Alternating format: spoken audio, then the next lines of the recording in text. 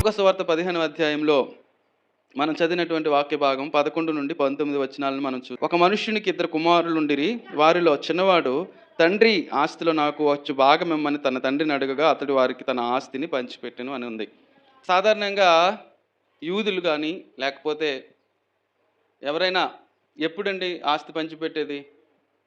ఇప్పుడు సపోజ్ మీకు 2 ఉన్నారు. ఇప్పుడు ఈ వయసులో నాన్న నాకు రావాల్సింది నాకు ఇచ్చే, అన్నయ్యకి రావాల్సింది అన్నయ్యకి ఇచ్చాను అన్నాడు అనుకోండి, ఇస్తారా? ఇస్తారా? ఏం మీ వాళ్ళకే కదా మొత్తం అంతా చెందుతుంది. మరి ఇవ్వాల్సింది ఇచ్చేయకుండా అడిగినప్పుడు మీరు ఎందుకు ఇంకా డిలే చేస్తున్నారంటే దానికి తగ్గ వయసు ఇంకా రాలేదు, దానికి తగ్గ సమయం ఇంకా ఉంది, దానికి తగ్గట్టుగా ఇంకా సమయం అనేది ఉంది. అయితే ఇక్కడ ఆ యొక్క చిన్న కుమారుడు మాత్రం ఏమంటున్నాడంటే, తండ్రి నాకు రావాల్సినటువంటి ఆస్తిలో భాగం నాకు ఇచ్చేయి అని చెప్పి అక్కడ అడగటం మనం చూస్తూ ఉన్నాం. ఈ యొక్క ఆస్తులు వాళ్ళ పడలేని బాబోయ్ అని చెప్పేటప్పుడే పంపకాలు అనేవి జరుగుతాయి. లేకపోతే ఆయన అనారోగ్యం బారిన పడిపోయినప్పుడు ఇంకా చనిపోవటానికి కొన్ని రోజులే ఉంది, నెలలో బతుకుతారు, ఇంకా ఆయనకి పని అయిపోయింది అనేటప్పుడే పంపకాలు అనేవి జరుగుతాయి. కానీ ఇక్కడ తండ్రి క్షేమముగానే ఉన్నారు, తండ్రి పనులు చేయిస్తూ ఉన్నాడు, తండ్రి దగ్గర పని వాళ్ళు ఉన్నారు. ఇవన్నీ కూడా మనం అక్కడ చూస్తూ ఉంటాం. కానీ చిన్నవాడు అడిగినప్పుడు ఇంకా ఆయన ఏమి కూడా ఎదురు చెప్పకుండా పంపకాలు అనేవి ప్రారంభం చేశారు. ఇక్కడ మనము ఆ యొక్క వాక్య భాగాల్లో చూస్తూ ఉన్నప్పుడు ఎప్పుడైనా సరే విలువ ఇవ్వవలసిన వాటికి ఇవ్వకుండా విలువ లేని వాటికి విలువ ఇవ్వడం ఎక్కువైపోయి ఇప్పుడు ఉన్నటువంటి దినాల్లో మనం చూస్తాం. చాలా వరకు కూడా ఏమండి, తల్లిదండ్రులను పట్టించుకోరు, లేకపోతే తన తోబుట్టువులను పట్టించుకోరు, తన స్నేహితులకి ఆపదొస్తే పట్టించుకోరు ఏమండి. కానీ ఎవరైనా వాళ్ళ అభిమాన హీరోని ఏదైనా అంటే మాత్రం ఏం చేస్తారు? చాలా రెచ్చిపోతూ ఉంటారు. మావాడిని అంటావా, ఇలాగంటావా, అలాగంటావా అని చెప్పి. లేకపోతే అభిమానించే ఒక నాయకుడిని అంటే మాత్రం కోపగించి తగలబెట్టేస్తూ ఉంటారు. ఎంత తప్పు చేసినా, ఎంత ఏమండి వాళ్ళ ఇష్టం వచ్చినట్లుగా వెళ్ళినా కానీ సపోర్ట్ మాత్రం వాళ్ళకే చేస్తూ ఉంటారు. ఇలాంటి పరిస్థితులు మనకి ఉన్న అదే ఇంటి వరకు వచ్చేసరికి ఆ తల్లిదండ్రుల యొక్క క్షేమాన్ని చూడకుండా ఒక వ్యక్తిని అడుగుతూ ఉన్నాడు. ఏమనంటే, నీకు ఇష్టమైన వారు ఎవరు అని అంటే, నాకు బాగా ఇష్టమైనటువంటి వారు పలానా హీరో అని చెప్పాడు. పలానా హీరో వెరీ గుడ్ అని చెప్పి అప్పుడు ఆ అబ్బాయిని ఆయన ఇంటర్వ్యూ చేస్తూ ఉన్నాడు. అయితే ఆ పలానా హీరో నీకు ఇప్పటికి ఎన్ని సంవత్సరాలు అని అంటే, నాకు ఇన్ని సంవత్సరాలు అండి అని అంటే, ఇన్ని సంవత్సరాల్లో ఎప్పుడైనా బర్త్డేకి నీ హీరో విషెస్ చెప్పాడా అని అడిగాడు. అంతే కదండి. ఇన్ని సంవత్సరాలు అయ్యింది నీకు, సుమారు ఒక 18 అనుకోండి. 18 సంవత్సరాలు అయ్యాయి కదా నీకు. 18 సంవత్సరాలు ఎప్పుడైనా నీకు హ్యాపీ బర్త్డే అని మీ విషెస్ చెప్పాడా మీ హీరో నీకు? లేదండి. పోనీ ఎప్పుడైనా వాటర్ బాటిల్ కొనేసి ఇచ్చాడా అంటే, లేదండి. పోనీ ఎప్పుడైనా టీ ఇప్పించాడా? లేదండి. అప్పుడు అంటున్నాడు అన్నమాట, నువ్వు వేసుకుని బట్టలు ఎవరు కొనిచ్చారు అని అంటే, మా నాన్న అండి. సరే, ఇప్పుడు లంచ్ తీసుకొచ్చా కదా, లంచ్ ఎవరు చేశారని అంటే, మా అమ్మ అండి. మరి ఈ 18 సంవత్సరాలు నీకు వండి పెట్టిన మీ అమ్మ నీకు హీరో కాదు, నీకు అన్ని కొనిచ్చిన మీ నాన్న నీకు హీరో కాదు, నిన్ను అభిమానించి మీ తమ్ముడో, మీ అన్నో, మీ అక్కో, మీ చెల్లో, మీ స్నేహితులో వీళ్ళెవ్వరూ నీకు అభిమానం కాదు. కానీ ఎక్కడో ఎవరో వారి పట్ల చూపుతున్న అభిమానము, మనుషుల యొక్క సైకాలజీ ఆలోచనలు ఎలా ఉంటున్నాయనంటే, ఇలాగా వాళ్ళు ఇప్పుడున్నటువంటి ప్రపంచం కనిపిస్తున్నటువంటి వాళ్ళు వీళ్ళే గొప్పవాళ్ళు అని చెప్పి అనుకుంటారు. వాళ్ళు వాళ్ళు బిజినెస్ వాళ్ళు చేసుకుంటూ ఉన్నారు, వాళ్ళ యొక్క జీవితం వాళ్ళు జీవిస్తున్నారు. వాళ్ళు తప్పు కాదు, వాళ్ళ జీవన విధానం అది. యాక్టింగ్ అనేది, సినిమా అనేది వారి కెరీర్. వాళ్ళ కెరీర్లో వాళ్ళు సెటిల్ అవుతున్నారు. కానీ మిగిలినటువంటి వాళ్ళు మాత్రం వాళ్ళ కెరీర్లో వీళ్ళు ఏం చేస్తున్నారు? వాళ్ళ గురించి ఆలోచించి మనము చాలాసార్లు చూస్తూ ఉంటాం. ఇప్పుడున్నటువంటి సెల్ ఫోన్లలో మనం చూసినప్పుడు జస్ట్ ఇలాగా ఎక్కడో ఇలా వెళ్తున్నాడు అనుకోండి, ఇలాగ వీడియోలు తీస్తారు. అదేమో మిలియన్స్ కొద్ది వ్యూస్ అనేవి వచ్చేస్తూ ఉంటాయి. ఏంటి అసలు అందులో ఏముంది? దిగి నడుచుకుని వెళ్తున్నాడు, దానికే ఎన్నో లైక్లు, షేర్లు, అమ్మ బాబోయ్ కామెంట్స్. ఇంతగా మనుషులు ఏమవుతున్నారంటే బానిసత్వానికి అలవాటు పడిపోతూ ఉన్నారు, మనుషుల ఆరాధనకు అలవాటు పడిపోతూ ఉన్నారు. ఏదో దూరం నుండి కనిపించేదే మంచిదిగా, లేకపోతే అక్కడ మన కళ్ళెదుట ఉన్నది దాన్ని మాత్రం గుర్తించలేనటువంటి పరిస్థితులు మనకి చూస్తూ ఉన్నాం. ఇక్కడ కూడా చూడండి, ఎప్పుడైనా సరే మనము ఎప్పుడైతే సమస్యలో పడతామనంటే, మనం మనుషుల కంటే వస్తువులకి ఇంపార్టెన్స్ ఇచ్చినప్పుడు మాత్రం సమస్యల్లో పడతాం. దేనికి ఇంపార్టెన్స్ ఇచ్చేటప్పుడు? ఎవరికి ముందు ఇంపార్టెన్స్ ఇవ్వాలి? మనుషులకి ఇంపార్టెన్స్ ఇవ్వాలి. నీ చుట్టూ ఉన్నటువంటి, నీతో ఉన్నటువంటి నీ కుటుంబానికి మొదటగా ఇంపార్టెన్స్ ఇవ్వాలి. నీ బంధువులకు, నీ స్నేహితులకు ఇంపార్టెన్స్ ఇవ్వాలి. కానీ వ్యక్తులుగా చాలా వరకు మనము చూస్తూ ఉంటాం. వస్తువులకి ఎక్కువగా ప్రాధాన్యతనిచ్చేటటువంటి వాళ్ళు ఉంటారు. సమస్యల్లోకి మనల్ని నెట్టేస్తున్నది ఏంటనంటే, చాలా వరకు కూడా వాళ్ళకు కలిగినటువంటి వస్తువులనే ప్రేమిస్తున్నారు తప్ప వ్యక్తులను ప్రేమించట్లేదు. ఒక చిన్న అబ్బాయి ఉన్నాడంట. చిన్న అబ్బాయి ఆ యొక్క తండ్రి తాను కూడా ఒక లగ్జరీ కారు ఉంది. ఆ లగ్జరీ కారు ఆళ్ళ తండ్రి ఏమో శుభ్రంగా దాన్ని వాష్ చేస్తూ ఉన్నాడు. వెనక పక్క అలా వాష్ చేస్తున్నాడు. అయితే ఈ చిన్న కుర్రోడు ఏం చేస్తున్నాడంటే, ఒక చిన్న రాయి పెక్కు తీసుకొని, చిన్న రాయి తీసుకొని ఆ కారు మీద ఏదో గీకుతున్నాడంట. ఈ తండ్రి సడన్‌గా చూసేసి వెనకున్నాడు కదా! "హేయ్! ఏం చేస్తున్నావు?" అని చెప్పి ముందుకొచ్చి, ఈలోగా ఆ డోరొచ్చి పడిపోయింది. వీణేమో కట్ అయిపోయింది. అయితే వాళ్ళ తండ్రి అది చూసుకున్నాడు. "అయ్యో! ఎంత పని అయిపోయిందని" చెప్పాడు. చెప్పేసి వెంటనే హాస్పిటల్‌కి తీసుకెళ్ళి అవన్నీ చేసాడు. చివరికి అసలు ఏం చేసాడు వీడు అని చెప్పి, ఏది చేశాడు అని చెప్పేసి కొట్టేసాడు తప్ప ఏం చేసాడు అనేది ఆయన ఇంకా చూడలే. తర్వాత వచ్చాడు, చూసాడు. చూసేసరికి "ఐ లవ్ యూ డాడీ" అని రాసాడంట కుర్రాడు. "I love you daddy." ఏదైందో తెలీదు. అప్పుడు చాలా బాధపడుతున్నాడంట. అయ్యో! నా నా బిడ్డని నేను ఈ వేళ్ళు ఇరగ్గొట్టేటట్లుగా నేను నా కోపంతో చేశానే. ఆడు ఏం చేస్తున్నాడో నేను చూడలేదు. కారు పాడైపోతే పాడైపోయింది కానీ ఆడి వేళ్ళు నుజ్జైపోయాయి అని చెప్పి బాధపడుతూ ఉన్నాడు. అలాంటి పరిస్థితులు దేనికోసం అని అంటే, మనకి కంటికి కనిపించేటటువంటి వస్తువుల పట్ల మనకి ఎక్కువ శ్రద్ధ ఉంటుంది. మనుషులకు ఇవ్వాల్సినటువంటి ప్రాధాన్యతను మాత్రం మనం ఇవ్వలేకపోతూ ఉన్నాం. ఇలాంటి సందర్భాలు చాలాసార్లు మనకి ఎదురవుతూ ఉంటాయి. అయితే ఇక్కడ ఉన్నటువంటి విషయం మనము గమనించినప్పుడు మనుషులకి ఇవ్వాల్సినటువంటి ప్రాధాన్యత ఇవ్వాలి. మనుషులకి ఇవ్వవలసినటువంటి ఇంపార్టెన్స్ ఇవ్వాలి. అయితే అలాంటివి కాకుండా మనకు నచ్చినట్లుగా మనము చూస్తూ ఉన్నాం. ఇక్కడ చిన్న కుమారుడు ఏమని చేస్తున్నాడనంటే, అతడు ఎంజాయ్‌మెంట్‌ని కోరుకుంటూ ఉన్నాడు. దేన్ని కోరుతున్నాడండి? ఎంజాయ్‌మెంట్‌ని కోరుతూ ఉన్నాడు. సరదాగా గడపాలి. జీవితము చాలా వరకు ఇలాంటి మాటలే ఎక్కువగా మాట్లాడుతుంటారు. ఉన్నది ఒకటే జీవితం రా. నచ్చినట్లుగా మనం తిరుగుదాం, నచ్చినట్లుగా మనం తిందాం, అన్నట్లుగా తాగుదాం అని చెప్పి అనేక మంది వారి యొక్క జీవితాలను నాశనం చేసుకునేటటువంటి పరిస్థితులు ఉంటూ ఉన్నాయి. ఇప్పుడున్నటువంటి ఆ యొక్క భావజాలమే, చాలా మందిలో ఉన్నటువంటి ఆ భావజాలమే ఆ యొక్క చిన్న కుమారుల్లో కూడా అప్పుడు ఉంది. అందుకనే ఏమనుకుంటున్నాడంటే, నేను నా తండ్రి దగ్గర ఉన్నంత కాలము కూడా నాకు ఏమండి సరదా లేదు, సంతోషం లేదు అని అనుకున్నాడేమో. ఏమనుకున్నాడనంటే, సంతోషంగా నేను జీవించాలి. ఎక్కడికో వెళ్ళిపోతే నేను బాగా బ్రతుకుతాను. ఎక్కడికో వెళితే నేను క్షేమంగా ఉంటాను. లేకపోతే ఎక్కడికో వెళితే నాకున్నటువంటి పలుకుబడి పెరుగుతుందని అనుకున్నాడు. అయితే అదే విధంగా ఇక్కడ ఉన్నటువంటి వాక్య భాగాలు మనం చూస్తున్నాము. అతడు అనుకుంటున్నాడు ఏమనంటే, తండ్రిని అడిగి తన ఆస్తిలో భాగమును పంచిపెట్టమన్నాడు. తండ్రి పంచిపెట్టాడు. కొన్ని దినములైన తర్వాత ఆ చిన్న కుమారుడు సమస్తమును కూర్చుకొని దూరదేశమునకు ప్రయాణమైపోయి అచ్చట తన ఆస్తిని దుర్వ్యాపారం వలన పాడు చేస్తును అని చెప్పి మనము 13వ వచనంలో చూస్తూ ఉన్నాం. కొన్ని దినములు గడిచిపోయాయి. ఆస్తి ఏమో తండ్రి పంచిపెట్టేశాడు. ఆస్తిని తండ్రి పంచిపెట్టేశాడు. కొన్ని దినములు గడిచిపోయాయి. ఎక్కడికి వెళ్ళాడంట?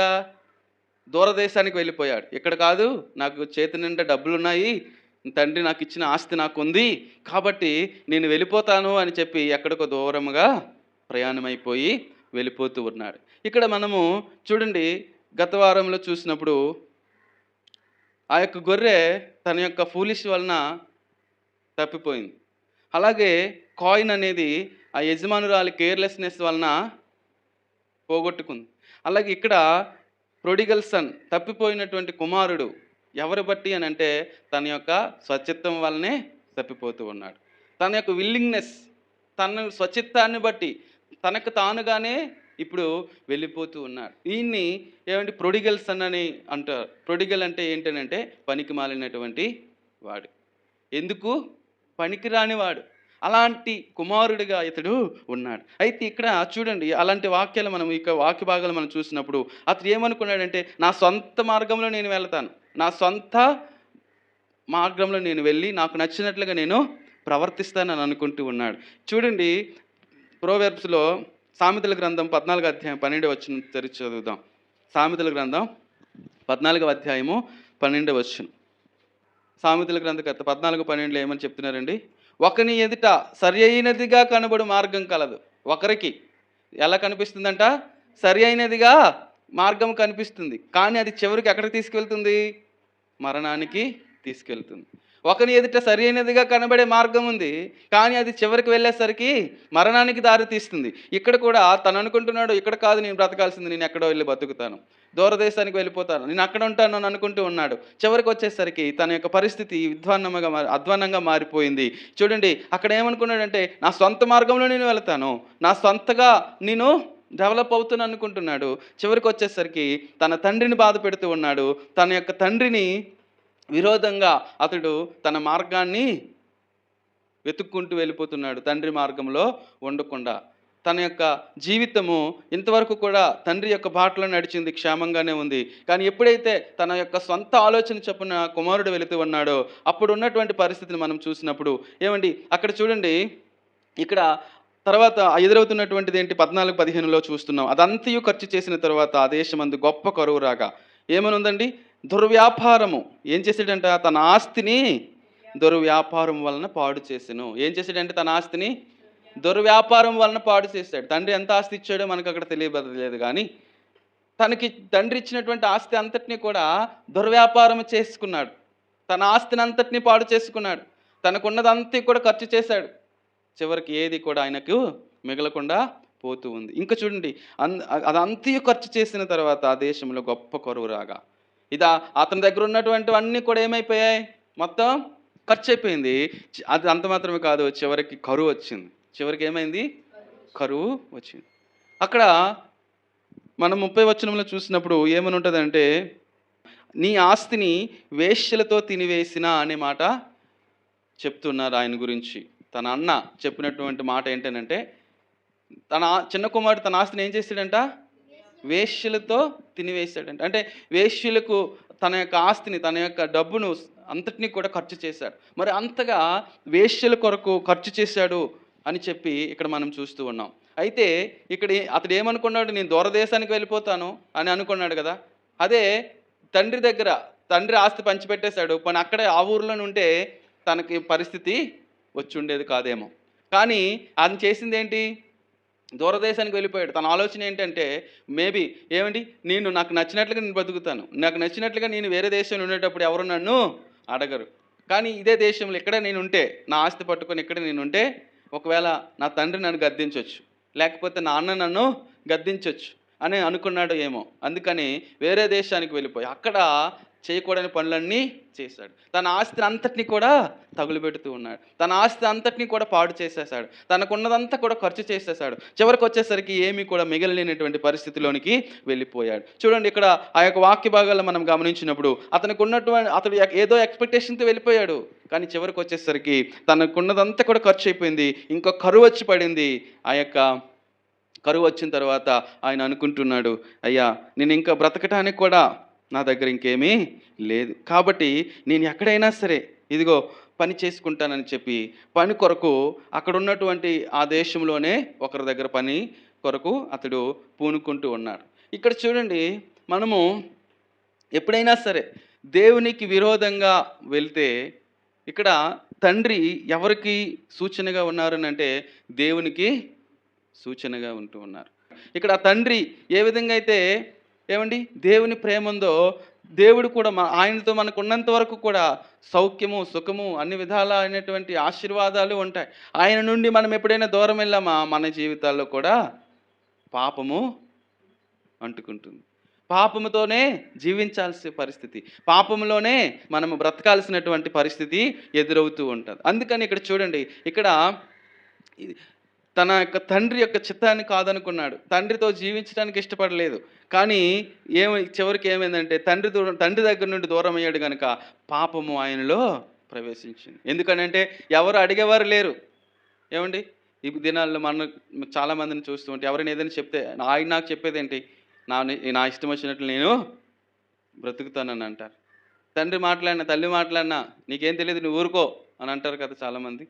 ఏం తెలియదు నువ్వు ఊరుకో అని చెప్పి వాళ్ళకి నచ్చిన మార్గంలో వెళ్తారు. చివరికి వచ్చేసరికి సమస్యలో వలయంలో పడతారు, ఇబ్బందులు పడతారు, బాధపడతారు, కన్నీరు కారుస్తారు, దుఃఖపడతారు. ఇంకా జరగవలసినటువంటి నష్టం అప్పటికే జరిగిపోద్ది. తర్వాత ఏడ్చినా లాభం లేదు. కానీ ఇక్కడ కూడా చూడండి, తన తండ్రిని కాదనుకొని వెళ్ళాడు. అలాగే ఎందుకు అనంటే దానికి గల కారణం ఏంటండి? పాపం. పాపం ఏం చేస్తది? మొదటగా మనకి ప్రామిస్ చేస్తది. ఇదిగో నువ్వు మంచిగా ఉంటావు, లేకపోతే సంతోషంగా ఉంటావు. నీ ఇండిపెండెంట్ లైఫ్ నీవు ఇండివిడ్యువల్‌గా నీ లైఫ్‌ని నీవు లీడ్ చేస్తావు. కాబట్టి ఒకరి మీద నువ్వు ఆధారపడాల్సిన పని లేదు. ఈ విధంగా అనేకమైనటువంటి ప్రలోభాలకు పాపము గురి చేస్తూ ఉంటారు. ఇక్కడ కూడా తన యొక్క కుమారుడు, తన చిన్న కుమారుడు కూడా పాపము వలన అనేకమైనటువంటి వాగ్దానాలు అనుకున్నాడు. ఏదేదో అనుకున్నాడు. నేను స్వేచ్ఛగా ఉంటాను అనుకున్నాడు. చూడండి, యోహాను సువార్త 8వ అధ్యాయము 34వ వచనంలో ప్రభువు ఏమంటున్నారనంటే, 8వ అధ్యాయము 34వ వచనంలో, పాపము చేసే ప్రతివాడు దేనికి దాసుడండి? పాపానికి దాసుడు. పాపమునకు దాసుడు. గనుక ఇక్కడ మొదటిగా పాపము అన్ని రకాలుగా కూడా ఏమండి, రంగుల వలయముగా మనం చూస్తూ ఉంటాం. మెరిసేదిగా కనిపిస్తుంది, ఆకర్షించేదిగా కనిపిస్తుంది. అందులోకి వెళ్ళిన తర్వాత అది ఎలాంటిది? ఊబి బయటికి రాలేని పరిస్థితిలోకి వెళ్ళిపోతారు.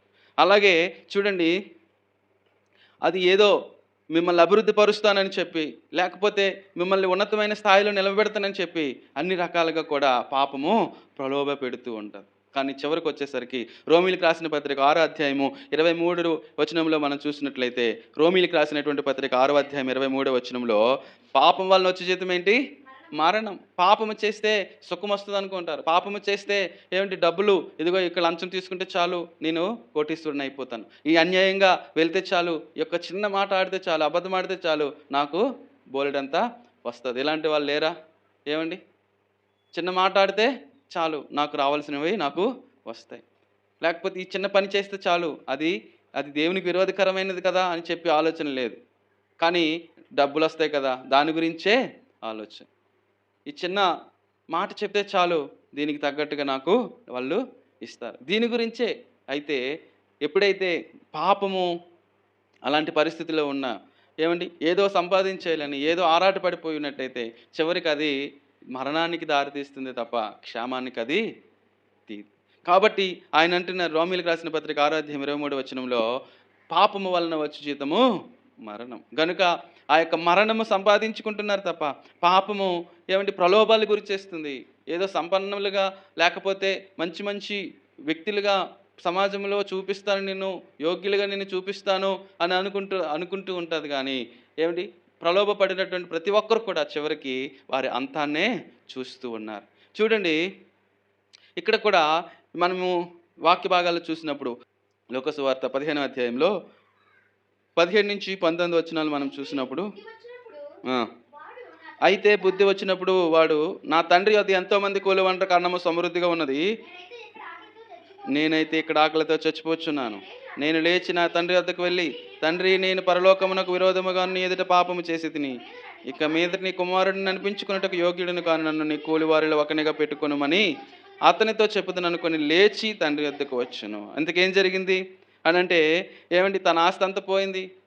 చివరికి ఏమండి, డబ్బులన్నీ ఖర్చు అయిపోయాయి, కరువు వచ్చింది, ఆహారం లేకుండా అలమటిస్తూ ఉన్నాడు. పని చేయాలని చెప్పి ఒకరి దగ్గరికి పనికి వెళ్ళాడు. యూదులుగా ఉన్నటువంటి వారైతే పందుల్ని మేపటానికి ఇష్టపడరు. లేకపోతే అసలు పంది అది ఉంటేనే అది అసహ్యకరమైన జంతువుగా దాన్ని భావిస్తారు వాళ్ళు. అటువంటిది ఇతడు ఏం చేయడానికి ఇష్టపడుతున్నాడు? మేపటానికి ఇష్టపడుతున్నాడు. పందులు మేపటానికి ఇష్టపడ్డాడు. పందుల్ని మేపటమే కాదు, ఏమండి, ఆ మేపుతున్నప్పుడు ఇంకా కూడా ఆ పందులు తినేటటువంటి దాన్ని తినటానికి అనుకున్నాడు. ఇంకా నా పని అయిపోతుంది, నేను తినకపోతే నేను చచ్చిపోతాను, కాబట్టి ఇది తినాల్సింది నేను తింటాను అనుకున్నాడు. చూడండి, అదంతా ఖర్చు చేసి వెళ్ళి ఆ దేశస్తులు ఒక నుంచి అంత చేరను. అతడు పందులను మేపుటకు తన పొలంలోనికి వాడిని పంపాను. ముందు వెళ్ళాడు పని కోసం వెళ్ళినప్పుడు యజమానుడు ఏం చేయాలి?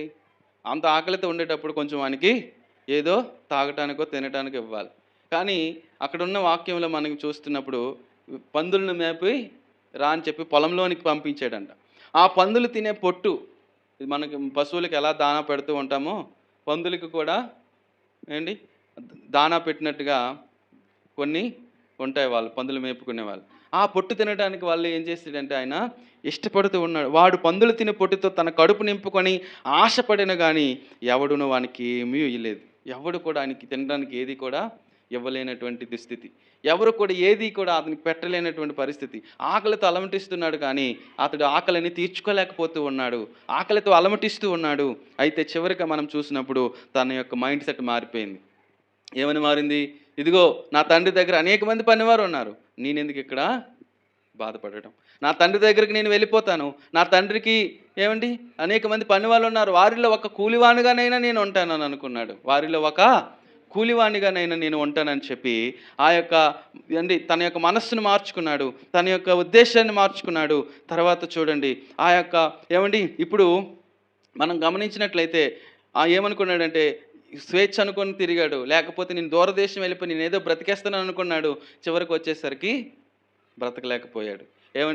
ఎప్పుడైనా సరే తండ్రి ఇంటి నుండి దూరం వెళ్ళిపోతున్నట్లయితే, తండ్రి దగ్గర నుండి దూరం అయిపోయినట్లయితే ఏదో స్వేచ్ఛగా నేను ఉండొచ్చు అని అనుకుంటారేమో, కానీ అది దేనికి సూచనది? కరువుకు, ఇబ్బందులకు, శ్రమలకు, దుఃఖానికి, కన్నీటికి, బాధలకు సూచనే కానీ అది ఆశీర్వాదము కాదు.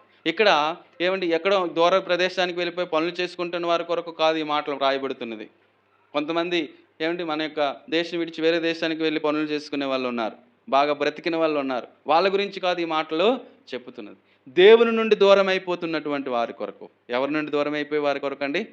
దేవుని నుండి, దేవుని సన్నిధి నుండి, దేవుని యొక్క ఉద్దేశాల నుండి దూరం అయిపోయిన వారి కొరకు ఈ మాటలను మనము చూడాలి.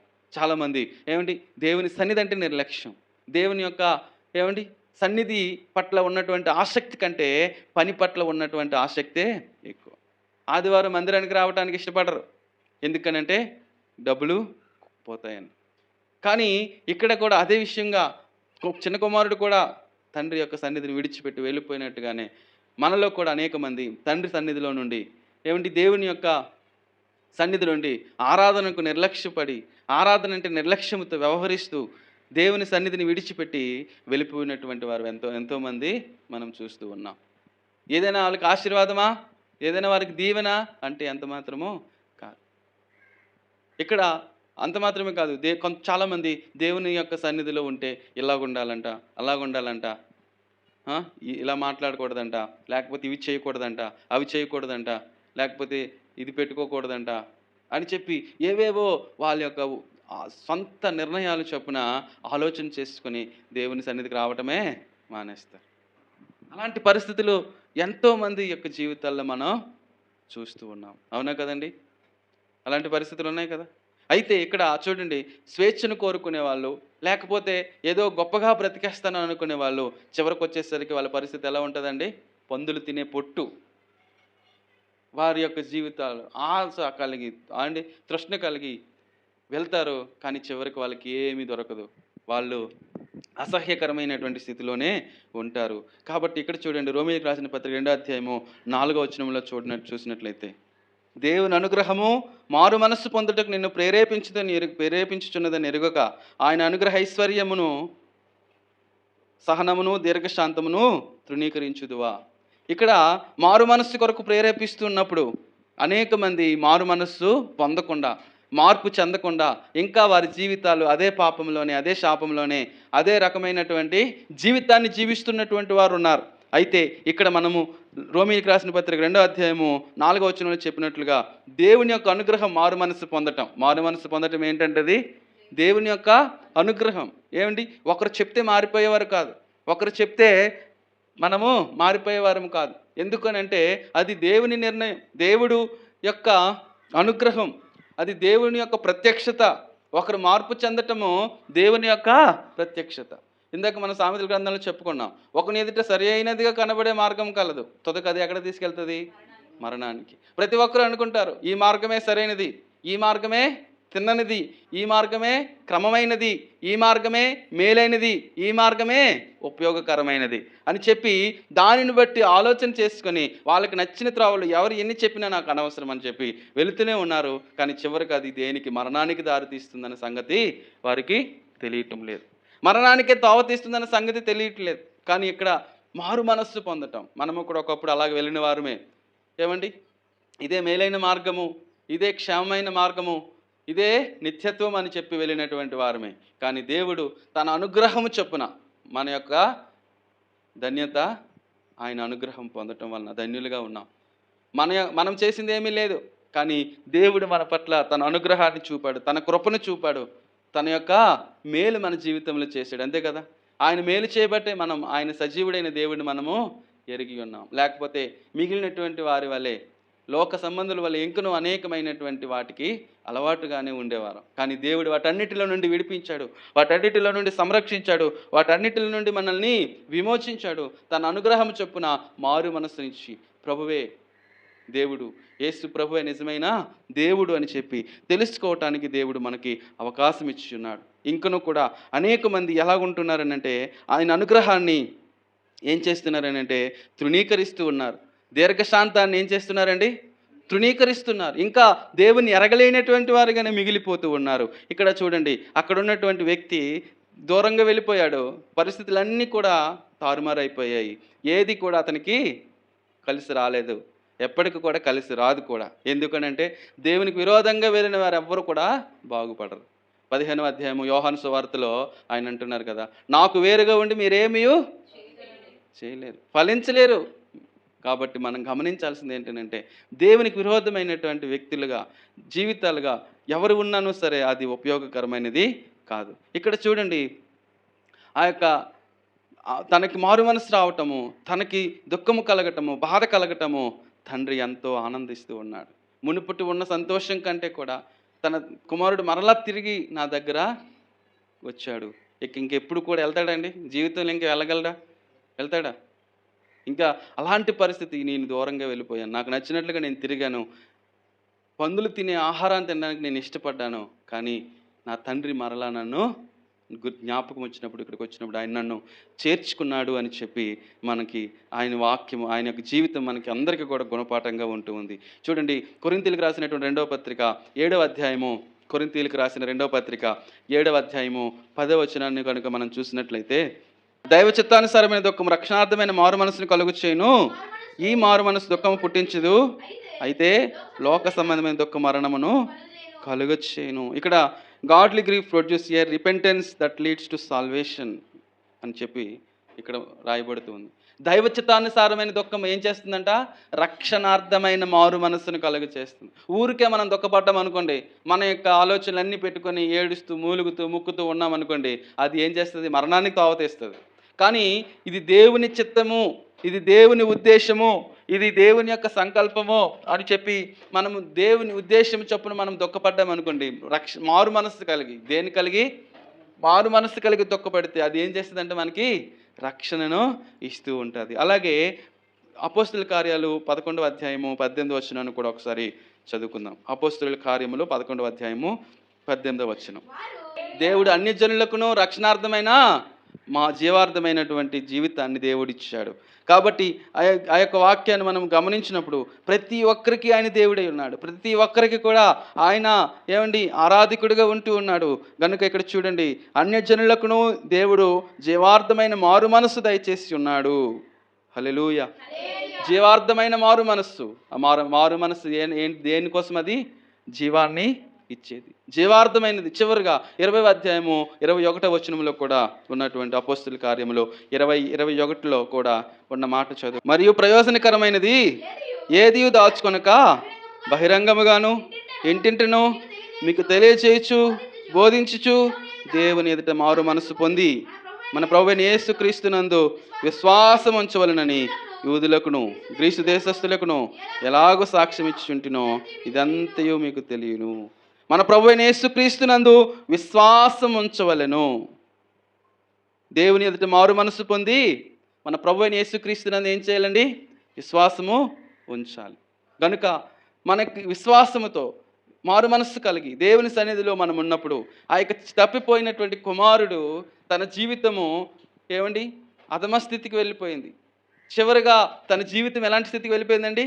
పతనపు స్థితికి వెళ్ళిపోయి ఆకలితో అలమటించేది, కరువు, ఇబ్బందులు, సమస్యలు, పాపము, అనేక రకాలైనటువంటి తనలో ఉన్నటువంటి క్రూరత్వం ఇదంతా కూడా ఉంది. కానీ చివరికి వచ్చేసరికి మాత్రం నా తండ్రి దగ్గర అనేక మంది పనివారు ఉన్నారు. మార్పు చెంది తండ్రి దగ్గరికి వచ్చాడు. తండ్రి త్రోసివేయలేదు. తండ్రి తనని ఏం చేశాడండి?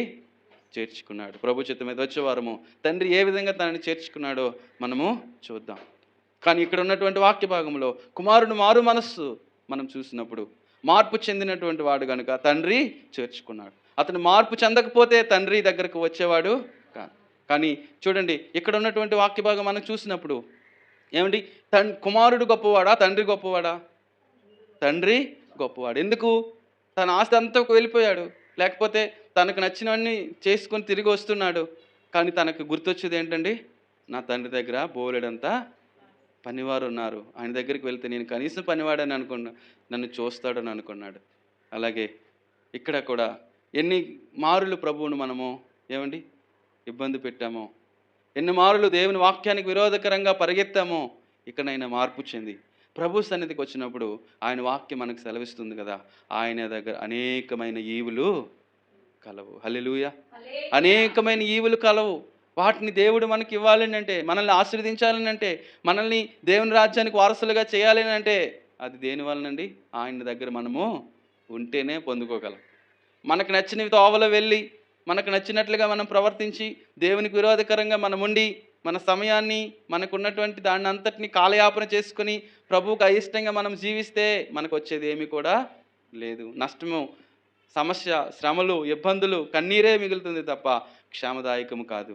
మనము దేవుని ప్రేమ, ఇక్కడ తండ్రి ప్రేమను ఆ యొక్క వ్యక్తి చిన్న కుమారుడు గమనించినట్లుగానే దేవుని ప్రేమ ఎలాంటిది? దీర్ఘశాంతము కలిగినటువంటి వాడు. హల్లెలూయా. దీర్ఘశాంతము కలిగి ఉన్నటువంటి దేవుడు కనుక ఆయన యొక్క దీర్ఘశాంతము, ఆయన ఆశీర్వాదములు, ఆయన మన కొరకు దాచి ఉంచిన మేలులు, ఆయన మన కొరకు ఏమండి స్థలమును సిద్ధపరచడానికి, ఆయన మన కొరకు సమస్తమును కూడా సిద్ధపరిచి మనల్ని యోగ్యులుగా దేవుడు చేయడానికి దేవుడు మనల్ని ఇష్టపడుతున్నాడు. కాబట్టి ఎవరైనా దేవుని సన్నిధి నుండి దూరం అయిపోయినటువంటి వారు ఉంటే దేవుడు పిలుస్తూ ఉన్నాడు. దేవుని యొక్క ఏమండి ఎప్పుడు కూడా నీ యొక్క జీవం ఉన్నంత వరకు, నీ ప్రాణం ఉన్నంత వరకు దేవుడు నీ యొక్క సాన్నిధ్యాన్ని కోరుకుంటూ ఉన్నాడు. దేవుని సన్నిధిలో నీవు ఉండాలని ఆయన ఆశపడుతూ ఉన్నాడు. కాబట్టి ఇకనైనా ఆయన అందుకు మనం వెళ్ళినట్లయితే దేవుడు మన పట్ల అమితమైన ప్రేమను చూపించేవాడు, అమితమైన ఆశీర్వాదాలను చూపించేవాడు. ఆయన యొద్ద అనేకమైన ఈవులు కలవు. హల్లెలూయా. ఆయన యొద్ద అనేకమైన ఈవులు కలవు.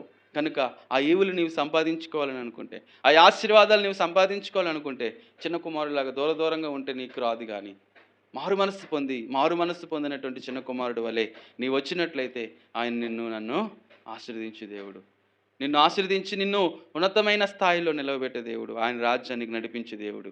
కనుక అట్టి కృప దేవుడు మనకి ఇవ్వాలని ప్రార్థన చేద్దాం.